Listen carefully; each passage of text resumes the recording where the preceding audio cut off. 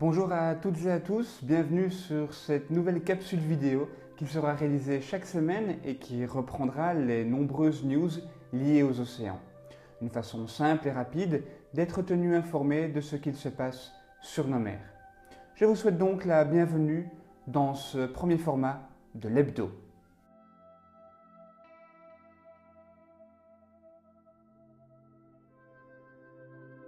Chaque année et durant 6 mois, la baie de Taiji au Japon est le lieu d'un des plus grands massacres de cétacés au monde. Bien que très toxiques car contaminés aux métaux lourds et au mercure, des centaines d'entre eux sont revendus pour leur viande. Certains dauphins, les plus beaux, prennent un autre chemin pour finir leur vie dans les delphinariums et dans les autres parcs aquatiques. Le collectif Cétacés de Paris s'est rendu au Trocadéro dimanche dernier pour manifester et pour dénoncer ces massacres. C'est près d'une centaine de volontaires qui étaient présents la semaine dernière pour sensibiliser le public. Bravo à eux. Pendant ce temps, malheureusement, au Japon, 34 globicéphales ont été conduits dans la baie de Taiji, et ce, malgré une lutte de 6 heures pour échapper aux différents bateaux. Parmi ces 34 globicéphales, il y avait plusieurs mères gestantes et de nombreux juvéniles. Mardi, après 3 jours et 2 nuits passés enfermés derrière plusieurs lignes de filets de pêche dans cette baie, surnommée la baie de la honte, 21 globicéphales, majoritairement des adultes, ont perdu la vie. 3 juvéniles ont été capturés et seront prochainement envoyés vers des delphinariums pour amuser le public. Le reste du pod, entièrement composé de juvéniles, sera probablement relâché au large. Mais les globicéphales, appelés aussi baleines pilotes, forment des groupes matriarcales. Sans adultes femelles, les chances de survie des quelques rescapés est infime. Croisons malgré tout les doigts pour qu'ils puissent vivre longtemps et surtout en liberté. Mercredi, nous apprenions que l'île de Pâques allait abriter une très grande réserve marine couvrant 720 000 km². En effet, les indigènes Rapa Nui ont approuvé la création de cette réserve marine annoncée officiellement par le ministère de l'Environnement chilien. L'administration de cette réserve marine sera conjointe entre l'État chilien et les habitants de l'île. D'ailleurs, la pêche dans cette zone sera exclusivement réalisée de façon artisanale par le peuple Rapa Nui. Les eaux tropicales de ce petit bout de terre, mondialement connu pour ses monumentales statues moaï, abritent des récifs dont certaines espèces sont endémiques de la région. Malheureusement, et malgré l'isolement de l'île de Pâques, plusieurs menaces pèsent sur la zone comme la surpêche, l'activité touristique croissante, l'acidification des océans et le changement climatique. Mercredi toujours, un suspect a été arrêté en Chine après qu'un requin-baleine ait été brutalement abattu. Les résidents de la ville de Xiapu ont été choqués lundi de voir un requin-baleine transporté à l'arrière d'un pick-up. Le suspect a d'abord tenté de vendre l'animal au restaurant d'un petit hôtel local, ce qui a été refusé par la direction de l'hôtel, estimant le requin trop malodorant. Le lendemain, des images diffusées sur les réseaux sociaux montraient plusieurs hommes découper le requin-baleine à l'aide d'une grande scie, espérant pouvoir vendre la chair du requin plus facilement. Ce mercredi, le gouvernement local du comté de Fujian a donc publié un communiqué disant qu'un suspect avait été arrêté pour la vente de morceaux d'animaux en voie de disparition. Il n'a pas été confirmé si d'autres arrestations suivront. De même, aucune information n'a filtré quant à la peine encourue par ce suspect s'il est reconnu coupable. Bien que le requin-baleine soit un animal de 2e classe protégé à l'échelle nationale en Chine, le pays a la triste réputation de ne pas réellement agir pour protéger ces animaux censés être protégés par leurs propres lois. Jeudi, une étude a été publiée par l'Université du Minnesota et de l'Université de l'État de New York qui ont collecté 159 échantillons d'eau potable dans 14 pays sur tous les continents. L'analyse par un laboratoire de l'Université du Minnesota, justement, a démontré que 83% des échantillons contenaient des particules plastiques. En considérant qu'une personne boit en moyenne 2 litres d'eau par jour, elle pourrait ainsi ingérer plus de 3000 microparticules chaque année. Même si la densité la plus élevée de plastique a été retrouvée en Amérique du Nord, et la densité la plus basse dans les pays européens, cette étude démontre tout de même l'impact de l'utilisation du plastique au quotidien.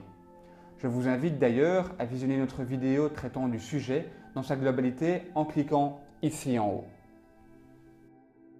Je dis toujours, l'équipe scientifique Tara Expédition Pacifique nous donne des nouvelles. Cette expédition tâche d'analyser les capacités d'adaptation des récifs aux changements environnementaux et climatiques. La mission de l'équipe est de parcourir les eaux du Pacifique pour comprendre le fonctionnement et la diversité des récifs coralliens, sonder leur état de santé et observer leur évolution face au changement climatique. À la veille de 2018, le constat est alarmant. Selon les sites étudiés, 30 à 90% de la couverture corallienne sont affectés. Les coraux sont très sensibles aux élévations de température.